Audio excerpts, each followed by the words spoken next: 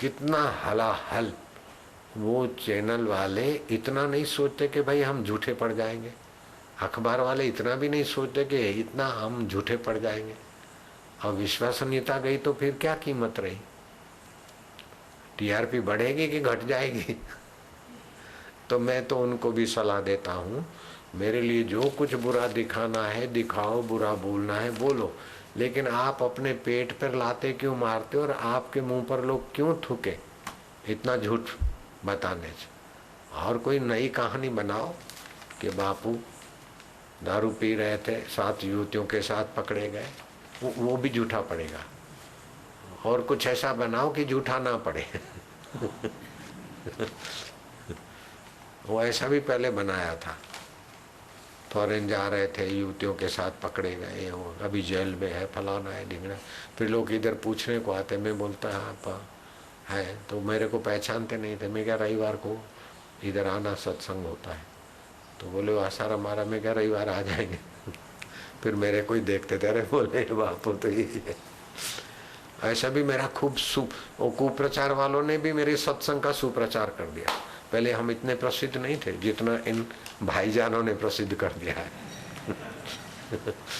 बहुत मेरे लिए लोगों का सद्भाव बढ़ रहा है, लोग मुझे बहुत स्नेह करते, और जो कुप्रचार करते हैं उनके लिए उन लोगों को गुस्सा भी बहुत आ रहा है, लेकिन देखते हैं कि गुस्सा में कुछ भी करेंगे तो बापू को अच्छा नहीं लगेगा, इसीलिए सब ब्रेक दबा के बैठे, शांति से चलो, धैर्य धैर्य धैर्य। तो फिर कुदरत ने ब्रेक खोल दी, एक को जेल में, दूसरे को जेल में, तीसरे का एक्सीडेंट, चौथे का बेटा ऐसा हो गया, पांचवें का क्या, ये सब चालू हो गया प्रॉब्लम।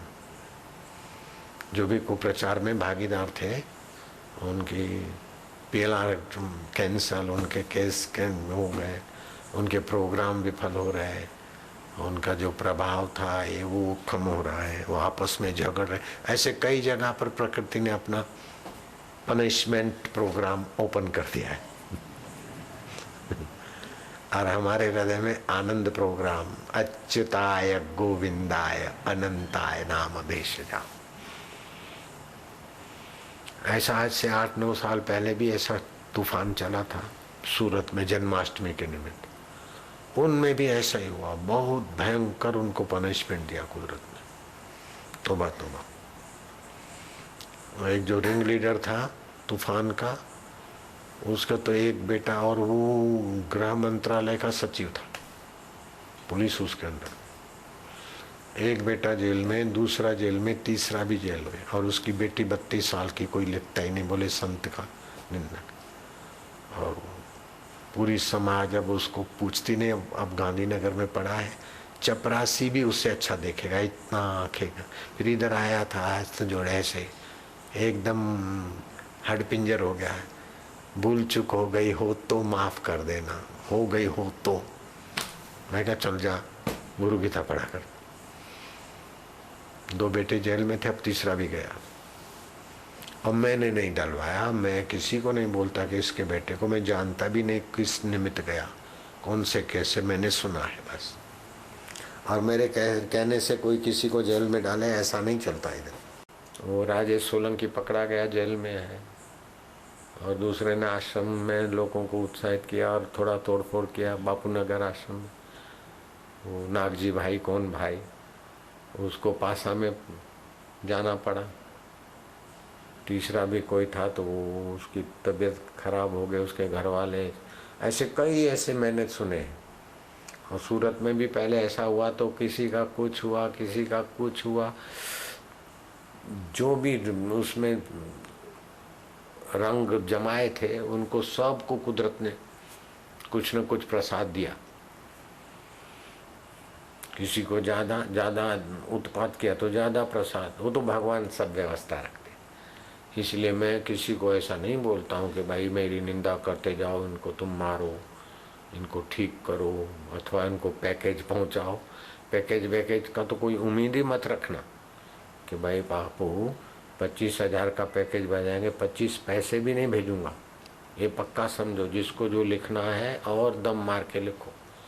बापूजी 50 लाख भेजेंगे, 50 पैसे भी मैं भेजने वाला नहीं हूँ। लिख लिख के आप थक जाओ, आपकी मर्जी की बात।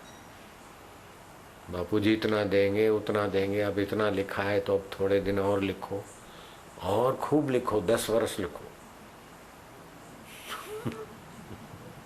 मैं तो गरीबों को खिलाऊंगा, बच्चों की उन्नति में लगाऊंगा, कुछ लगाना होगा। बाकी कोई मेरे खिलाफ लिखे या मीडिया वाले चैनल वाले मेरे खिलाफ बोले और फिर मैं बार्गेन करवाऊं या आदमी भेजूं, ऐसा आप कोई आप दिमाग से निकाल देना, मेरे स्वभाव में नहीं।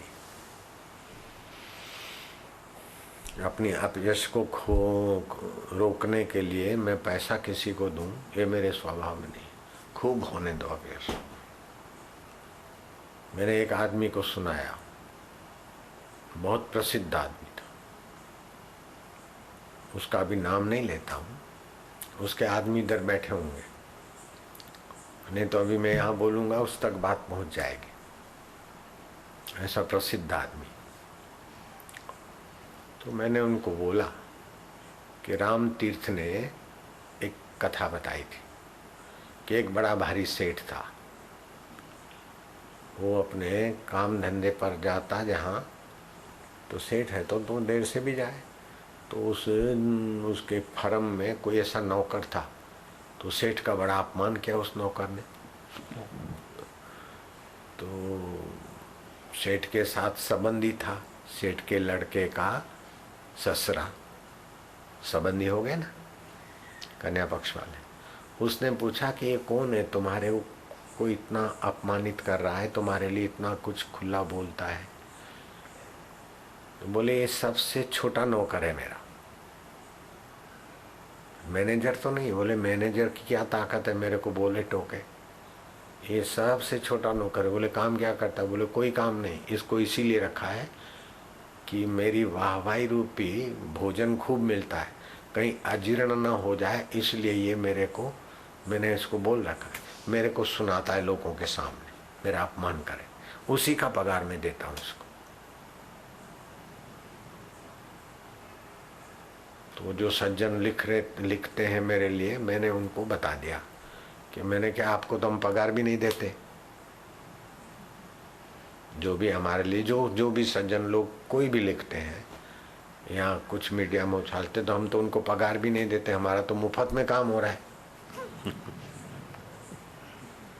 सेठ ने तो खास नौकर रखा था, और मेरे को फायदा ये हुआ कि जो लल्लू पंजू थे वो कुप्रचार से झड़ गए पनझड़ में, और मजबूत लोग और हो गए, और दूसरे लोग भी जुड़ गए, और लल्लू पंजू भी मजबूत होके आएंगे तो आएंगे, नहीं आएंगे तो चलो ठीक है, इतनी जगह खाली मिली। और दूसरा आदमी जो प्रसिद्ध था, कुछ का कुछ बोलता था, उसका भी दिमाग वायड़े जैसा हो गया, अनबैलेंस हो गया है, ऐसा समाचार हमने सुना।